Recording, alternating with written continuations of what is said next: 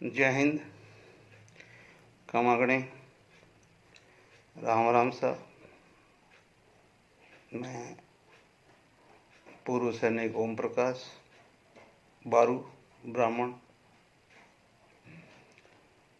EWS पे, या समझो कि आज एक आरक्षण के ऊपर ही 2 पार्ट में चर्चा लेके आपके सामने उपस्थित हूँ। अच्छा लगे सुने, न लगे ना सुने, चाहें तो आगे फॉरवर्ड करें, ना चाहें तो ना करें।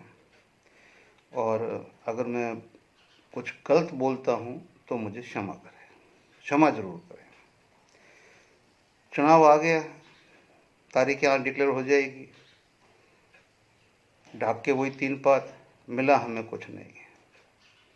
इसलिए EWS के अंदर जो भी एलिजिबल कौम है, मैं कौम वर्ड यूज कर रहा हूँ, जो जाति है, टोटल 649। ये 649 कौम, मेरी आपसे हाथ जोड़ के अर्ज है कि जो भी आपको लीड कर रहा है पहले उनका साथ दें। उसके बाद में उम्मीदवार चाहे कोई भी हो, चाहे बीजेपी का हो, चाहे कांग्रेस का हो, चाहे लोकल स्थानीय पार्टी का हो, उम्मीदवार के पास में, अभी मैं आपको बहुत पते की बात बोल रहा हूँ, एक 100 रुपये का स्टैंप लेके हर गांव का वो आदमी जो EWS का सरलीकरण चाहता है, जब भी आपके गांव के अंदर वो उसकी टीम आए, जब भी आपके गांव में उसकी टीम आए वोट मांगने के लिए, तो सबसे पहले वो 100 रुपये के स्टैंप के ऊपर ये प्रिंट करवा के पहले से रखें कि आप जीतने के बाद EWS सरलीकरण के लिए हमारे लिए लोकसभा में आवाज़ उठाएंगे। अगर आप नहीं उठाएंगे, इसलिए हम आप स्टैम्प पेपर पे साइन करवा रहे हैं कि अगर नहीं उठाते हैं तो जो आपने हमारा विश्वास का जो आप हनन करेंगे, उस हनन के अगेंस्ट में हम कोर्ट में जाएंगे।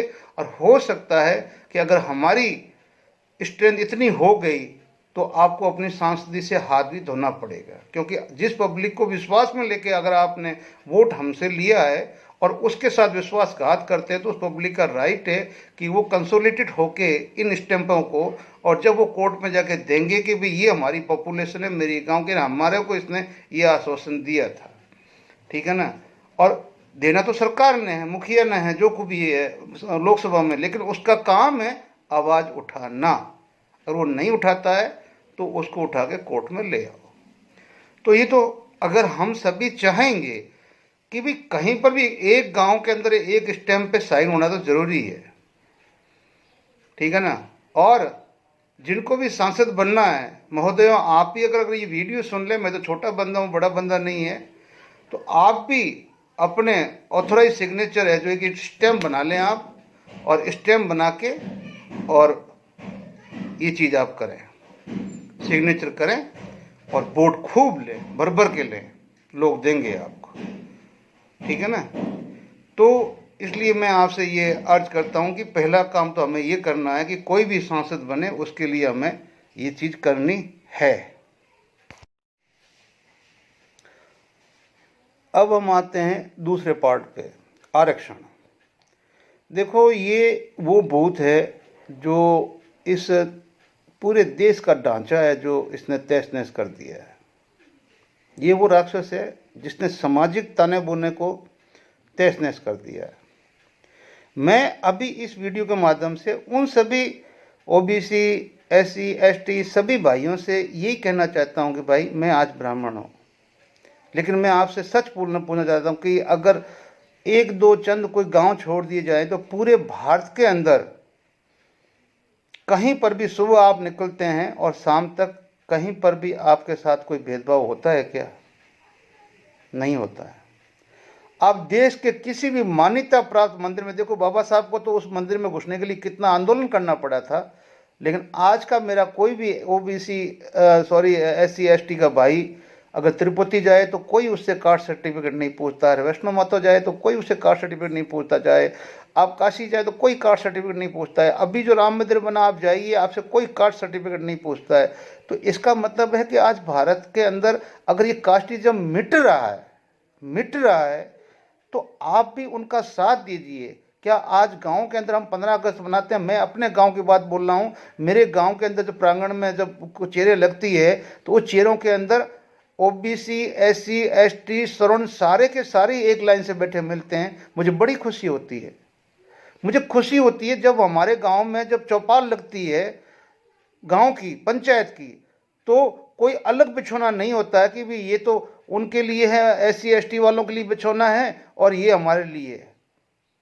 साथ में हमारे माता पिता जब गुजरते हैं, बैठते हैं, तो बस इधर हम बैठते हैं, जैसे सामने दूसरे बैठते हैं, वैसे उनका भी वहाँ बिछौना किया हुआ है, वो भी आके हमसे मिल के जाते हैं और अपना चाय पानी पी के जाते हैं। हम भी जाते हैं, ठीक है ना। आप मुझे बता दीजिए ना, जो भी भाई एससी एसटी का आज कहीं पर भी काम कर रहा है, क्या उस कार्यस्थल के ऊपर आपसे कभी किसी ने गिलास टूटा छीना? एक दो घटनाएं छोड़ दें, अफवाह छोड़ दें, तो आज हम बहुत आगे बढ़ चुके हैं। आपको चाहिए, मैं आरक्षण का विरोधी नहीं हूं, मैं हूं अब जो जिन भाइयों को आरक्षण मिल चुका है वो अपने समाज के लिए आगे बढ़े कि हमें मिल गया है, अभी हमारे भाइयों को चाहिए, मेरी कौम को चाहिए। अभी भी हमारे अंदर वो बैठे हुए हैं, तो उनको आप सब मिलके एक तो सरकार से कास्टिज्म का सर्टिफिकेट लेना बंद कीजिए कि कास्टिज्म में सरकार बांट रही, जहां समाज तो एकजुट हो रहा है। कास्टिज्म को तोड़ के समाज एक मंच पे आ रहा है।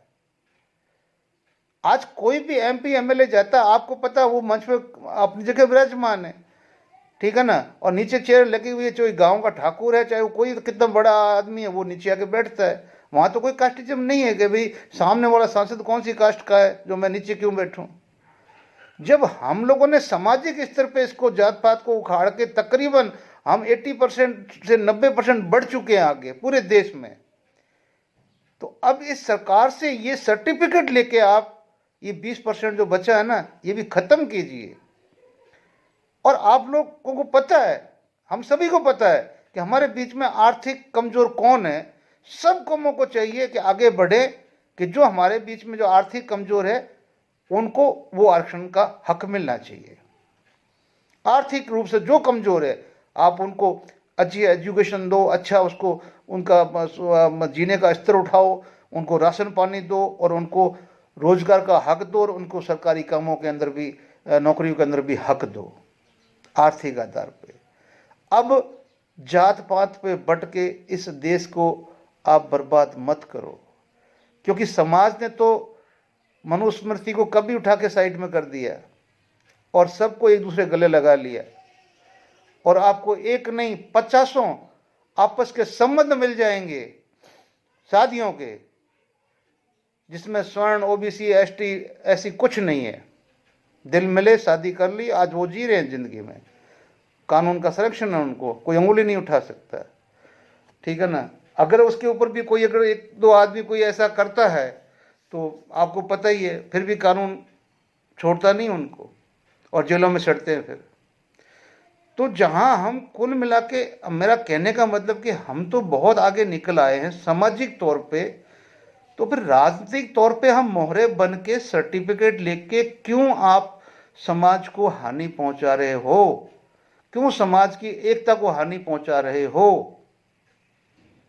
मुझे मिल गया, अगर जातिवाद में मुझे मिल गया और उसके बाद मैं तो छोड़ूंगा नहीं अपने बेटों पोतों तक, क्यों, मैं उस कास्ट में आता हूं। तो जब तक आर्थिक रूप मेरे से, मैं डिक्लेयर नहीं करूंगा अपने आप को कि मैं आर्थिक रूप से संपन्न हो गया हूं। कई मतलब अगर मेरे से चाहे वो कुछ भी ले ले, ऐसे मैं बोलता हूं कि जुर्म होता है ना, ये हिंदुस्तान है, इसमें जब जुर्म होता है तो फिर कानून लिखा जाता है। पहले कानून नहीं लिखा जाता कि ये जुर्म होगा तो ये कानून लागू होगा। हम लोग जुर्म होने के बाद में उस जुर्म को रोकने के लिए फिर कानून बनाते हैं। ये इस देश की विडंबना है, क्योंकि इन लोगों ने खुद कभी कुछ किया ही नहीं।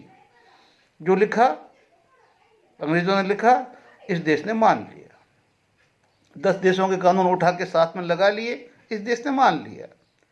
एक भी परिभाषा इस देश के किसी विद्वान की कानून की किताबों में नहीं मिलती है। क्यों नहीं मिलती है? आज हमारे वही जज, वो तो सब हिंदुस्तान के ही हैं ना। उनको भी चाहिए कि वो भी आगे आएं और इस कानूनी जो व्यवस्था को है उसको इस तरह से बनाएं कि इस कास्टिज्म से छुटकारा मिले, संविधान के दायरे में देश आए, ठीक है ना। और आर्थिक रूप से जब ये देश और सैनिक रूप से, सामाजिक रूप से हम जब सुदृढ़ होंगे, तब हम महाशक्ति बन पाएंगे भाई। हम अभी जो छोटी मोटी बातों के जो लड़ रहे हैं हम लोग रोड के ऊपर, ये इस देश की पहचान थोड़ी है।